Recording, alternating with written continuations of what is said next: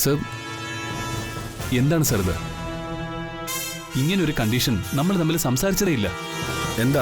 എന്ത് കണ്ടീഷൻ? ഇപ്പൊ നമ്പർ 1 നിൽക്കുന്ന കമ്പനിയെ 6 മാസത്തിനകം പിന്നിലാക്കാവുന്നൊരു കണ്ടീഷൻ. അതൊരു വലിയ കാര്യമൊന്നുമല്ല. ഏതൊരു ബിസിനസ്സുകാരൻ്റെയും ആഗ്രഹം മാത്രം. ആനന്ദ്, അതൊന്നും അത്ര ഗൗരവത്തിലെടുക്കണ്ട. മുഹൂർത്തം തെറ്റുന്നതിന് മുമ്പ് സൈൻ ചെയ്യൂ. സർ, ബിസിനസ്സിൽ number 1 company Anand group of company sir. അതായത് എൻ്റെ അമ്മയുടെ കമ്പനി. ആ കമ്പനിയെ 6 മാസത്തിനകം പിന്നിലാക്കി ഞാൻ ജയിച്ചു കയറണമെന്നാണോ കണ്ടീഷൻ? അത് മിസ്റ്റർ ആനന്ദ് ഒരു ബിസിനസ്സുകാരനല്ലേ? ഏതൊരു ബിസിനസ്സുകാരൻ്റെയും ലക്ഷ്യം വിജയമാണല്ലോ. സർ പ്ലീസ്, ഇത് ശരിയല്ല. എൻ്റെ എഫിഷ്യൻസി തെളിയിക്കാൻ വേണ്ടി ഇങ്ങനൊരു കണ്ടീഷൻ വയ്ക്കുന്നത് ഞാൻ അംഗീകരിക്കില്ല. ഇത് ബിസിനസ് അല്ലേ മിസ്റ്റർ ആനന്ദ്? സ്വന്തം വിരൽ കൊണ്ട് ആരും സ്വയം കണ്ണിൽ കുത്താറില്ല സർ. എൻ്റെ ഈ ബിസിനസ്സിൽ ഞാൻ തോൽപ്പിക്കുന്നത് എൻ്റെ അമ്മയല്ലേ സർ? അമ്മ ജീവിച്ചിരിക്കുന്ന എൻ്റെ ദൈവമാണ്. ദൈവത്തെ നമുക്ക് ആർക്കെങ്കിലും തോൽപ്പിക്കാൻ പറ്റുമോ? അതുകൊണ്ട് ഞാൻ ഈ പ്രൊജക്റ്റിൽ നിന്ന് പിന്മാറുക. Sorry sir.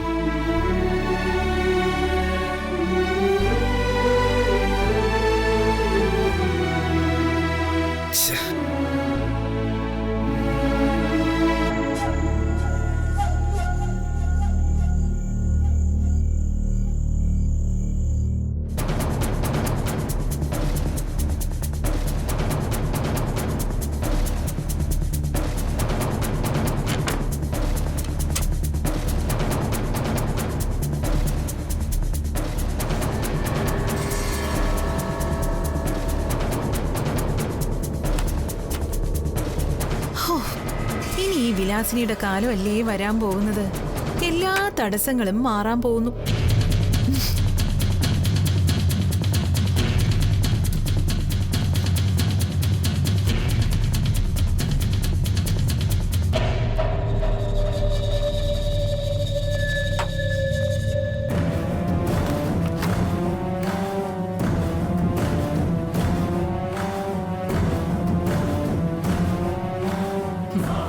പേടിക്കണ്ട ആന്റി.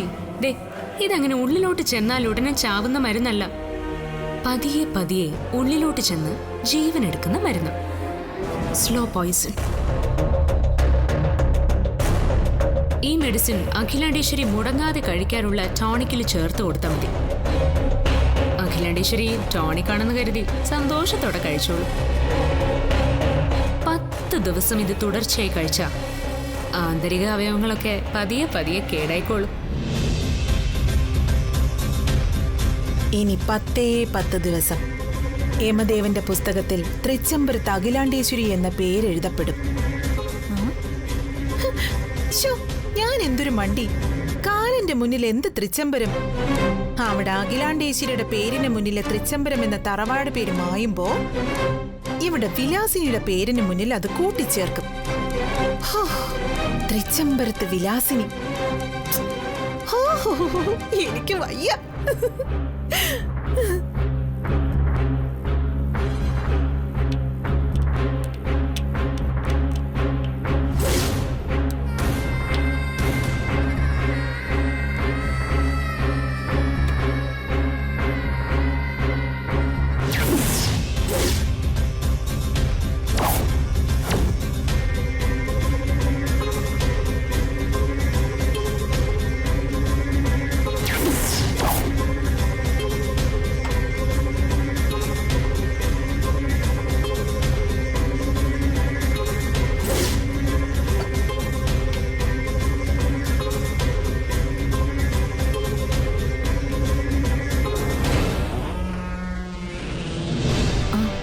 വിലാസിനി, ബുദ്ധിമോശം കാണിക്കരുത്. ഒരു തെളിവും ശേഷിക്കാൻ പാടില്ല. ഇന്ന് തന്നെ ഏതെങ്കിലും വിജനമായ സ്ഥലത്ത് കളയാം.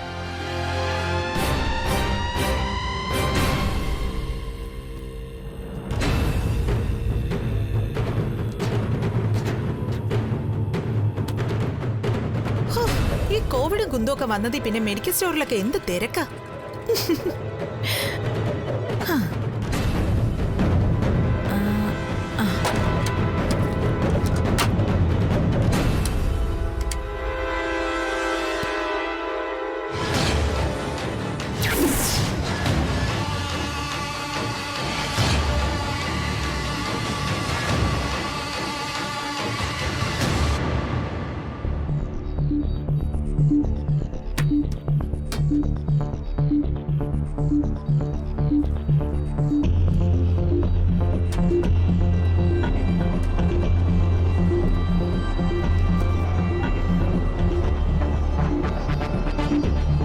ഇതുവരെ വന്നില്ലല്ലോ.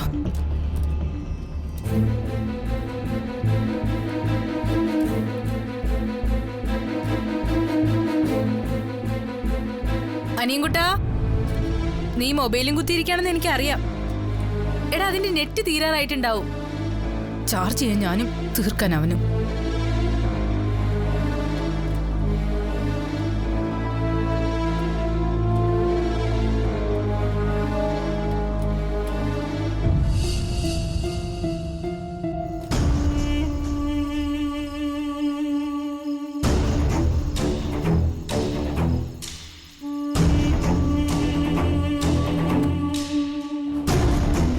ഇന്ന് വല്യുഞ്ഞെന്താ ഇത്രയും താമസിക്കുന്നത്?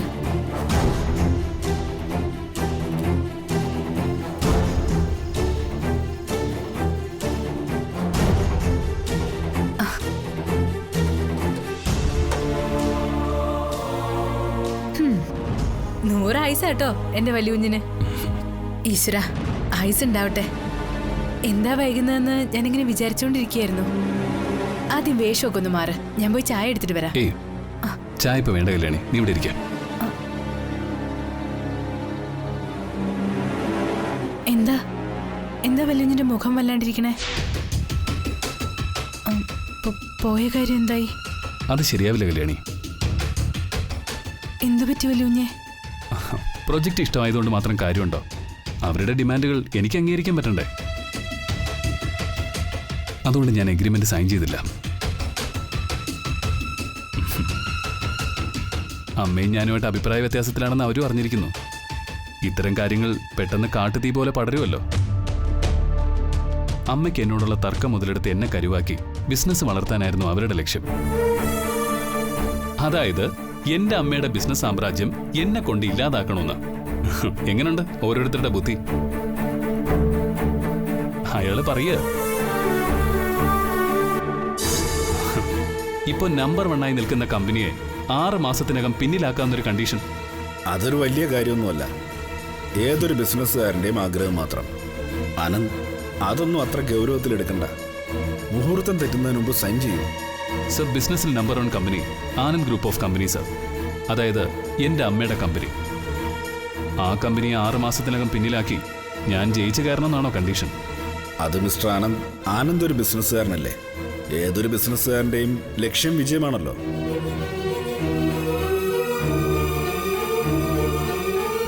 ഞാൻ എന്റെ അമ്മയ്ക്കെതിരെ പ്രവർത്തിക്കുമെന്ന ഇവരൊക്കെ ധരിച്ചു വെച്ചിരിക്കുന്നത്. 6 മാസം കൊണ്ട് അവരുടെ കമ്പനി ഞാൻ 1-ാം സ്ഥാനത്ത് എത്തിക്കണമെന്ന്. അതായത് ആനന്ദ് ഗ്രൂപ്പ് ഓഫ് കമ്പനീസിനെ ഞാൻ 2-ാം സ്ഥാനത്താക്കണമെന്ന്. നീ എന്തൊന്നും മിണ്ടാതിരിക്കുന്നത്? എന്റെ പ്രോജക്റ്റിന് ഇൻവെസ്റ്ററെ കിട്ടാൻ വേണ്ടി എന്റെ അമ്മയുടെ കമ്പനിയെ ഞാൻ തകർക്കണോ? എന്താ, ഞാൻ ആ പ്രോജക്റ്റ് ഉപേക്ഷിച്ചാൽ നിനക്ക് വല്ല വിഷമമുണ്ടോ? എനിക്കൊരു വിഷമേ ഉള്ളൂ.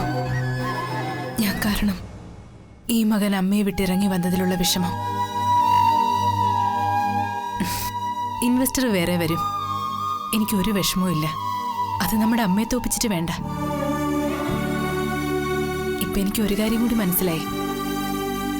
വീട്ടിൽ നിന്നിറങ്ങിപ്പോന്നാലും കാലങ്ങളോളം കാണാതിരുന്നാലും ഈ മനസ്സിൽ അമ്മയോടുള്ള സ്നേഹം ഓരോ പടി എന്നും കൂടുകയുള്ളൂ.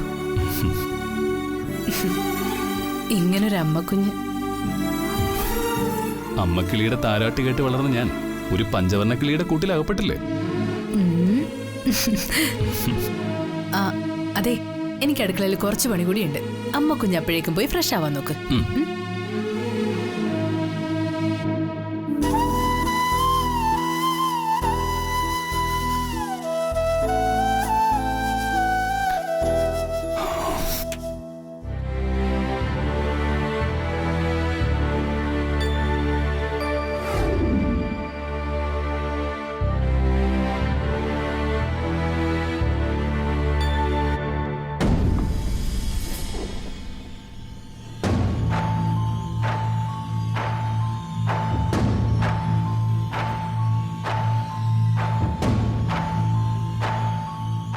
ഇത് തന്നെ പറ്റിയ സമയം.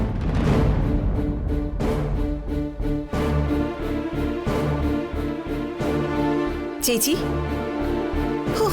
ഈ മെഡിക്കൽ സ്റ്റോറിലൊക്കെ എന്തൊരു തിരക്കാ. പകർച്ചവ്യാധി കൂടി ആയതോടെ മെഡിക്കൽ സ്റ്റോറിന് മുന്നിൽ ഒരു ഉത്സവത്തിനുള്ള ആൾക്കൂട്ടാ. ഹോ, എത്ര നേരം ക്യൂ നിന്നിട്ടാ ഇതൊന്ന് കിട്ടിയെന്നറിയോ? ഞാൻ പറഞ്ഞില്ലേ മെഡിക്കൽ സ്റ്റോറിൽ വിളിച്ചു പറയാന്ന്. അവരിങ്ങ കൊണ്ടെത്തിക്കുമായിരുന്നല്ലോ. വെറുതെ വീട്ടിലിരിക്കുകയല്ലേ, ഞാൻ പോയി വാങ്ങിക്കൊണ്ടുവരാന്ന് നീ തന്നെയല്ലേ പറഞ്ഞത്? അയ്യോ, അത് പിന്നെ ചേച്ചിയുടെ ഒരു കാര്യത്തിന് പോകുമ്പോ ഇതൊന്നും എനിക്കൊരു ബുദ്ധിമുട്ടേ അല്ല.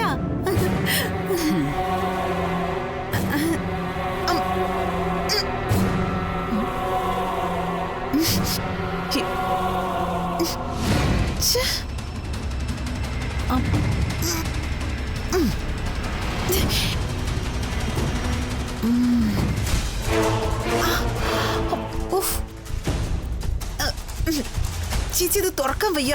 ഒരു കത്തിയോ മറ്റോ കിട്ടിയിരുന്നെങ്കിൽ. ആ ഫ്രൂട്ട്സിന്റെ ബൗളിലുണ്ട്. ആ ആ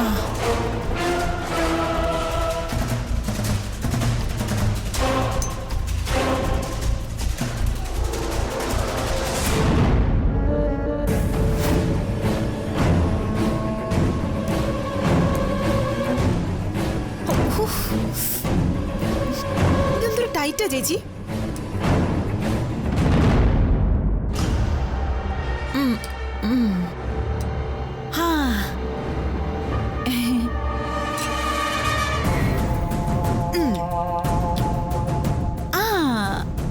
തുറന്നു കിട്ടി.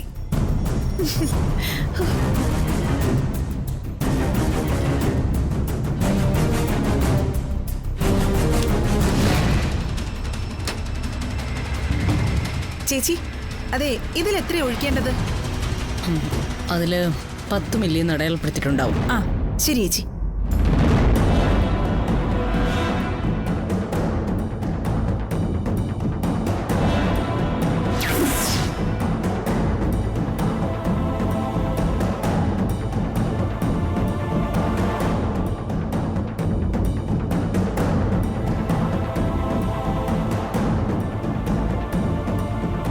അഖില, നിന്നെ ഒടുക്കാനുള്ള വിഷമാണ് ഈ ഒഴിക്കുന്നത്. ചേച്ചി കുടിക്ക്.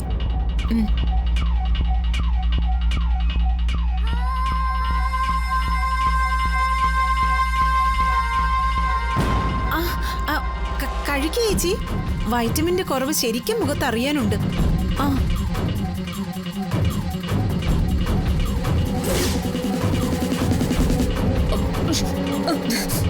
അയ്യോ, എന്താ ചേച്ചി? ഈശ്വര, കുഴപ്പമായോ? എന്താ ഇത്? ഈ ടോണിക്കിന് പതിവില്ലാത്തൊരു ചവർപ്പുണ്ടല്ലോ. എന്റെ ദൈവമേ, കുഴപ്പമായോ? ആ ബോട്ടിൽ ഇങ്ങനെ. അയ്യോ, എന്തിനാ? ഇങ്ങെടുക്കാൻ.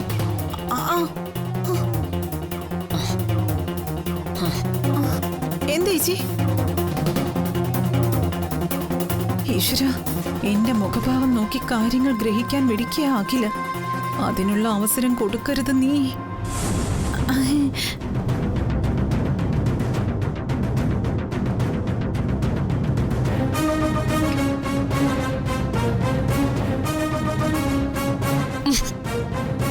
ഭഗവാനെ, എല്ലാം തൊലഞ്ഞു. കാര്യങ്ങൾ കുഴപ്പത്തിലായെന്നാ തോന്നുന്നത്.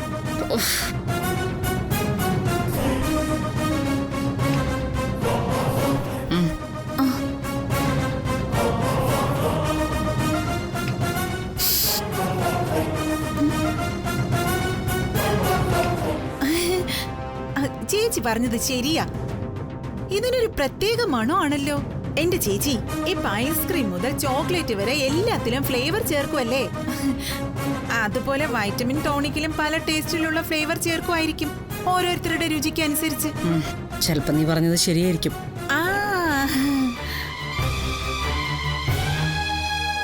ചേച്ചി ടോണിക്ക് കുടിച്ചല്ലോ, ഇനി കുറച്ചു നേരം ഉറങ്ങിക്കോ. കൂടുതൽ റെസ്റ്റ് എടുത്താ പകുതി ക്ഷീണം മാറും. ശരി, നീ പോയിക്കോ. അയ്യോ,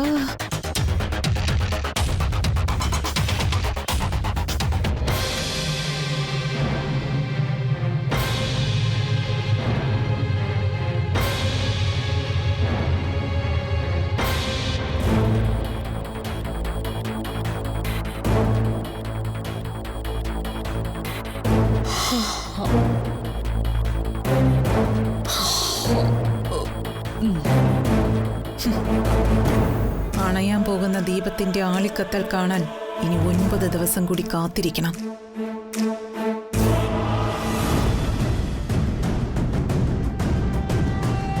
ഇനി 9 ദിവസം കൂടി ഈ ടോണിക്ക് കഴിച്ച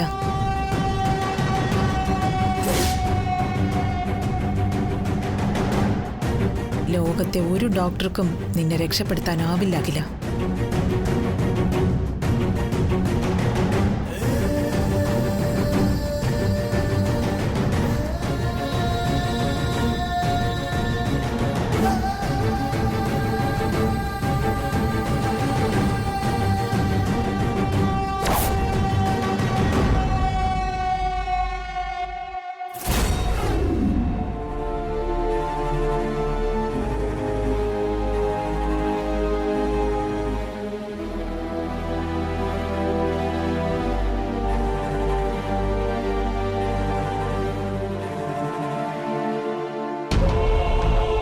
അച്ഛാ, ചേച്ചി, അനിയൻകുട്ട, നമ്മുടെ അച്ഛൻ വിളിച്ചതുപോലെ തോന്നി. എന്താ ചേച്ചി ഇത്? കുറച്ചു മുമ്പ് വല്യമാമ വിളിച്ചതല്ലേ ഉള്ളൂ. അച്ഛൻ നാട്ടിലുണ്ടെന്ന് വല്യമാമ പറഞ്ഞല്ലേ, പിന്നെ എന്തിനാ ചേച്ചി സങ്കടപ്പെടുന്നേ? ദേ ചേച്ചി, കരഞ്ഞാ എനിക്ക് സങ്കടം വരുവേ. ഞാൻ കാരണമല്ല അനിയൻകുട്ട അച്ഛൻ ഇങ്ങനൊക്കെ. ആര് പറഞ്ഞു നീ കാരണോ ദാസേട്ടൻ പോയെന്ന്?